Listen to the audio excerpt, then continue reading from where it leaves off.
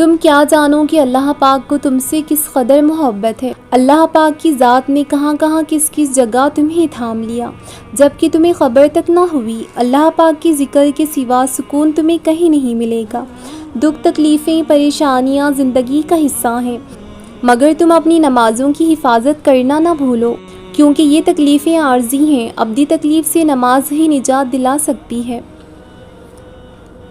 ए अल्लाह, हमारा वो सब्र नहीं जो हज़रत अय्यूब अलैहिस्सलाम का बीमारी में था, हमारी वो तस्बीह नहीं जो हज़रत यूनुस अलैहिस्सलाम ने मछली के पेट में की, और हमारा वो ईमान भी नहीं जो इब्राहीम अलैहिस्सलाम का आग में जाते हुए था, और हमारा वो यकीन भी नहीं जो हज़रत मोहम्मद मुस्तफ़ा सल्लल्लाहु अलैहि वसल्लम का गार में था। इलाही, फिर भी तुझसे रहमत और बख्शिश मांगते हैं, हमें कामिल यकीन, ईमान और तवक्कुल नसीब फरमा। आमीन।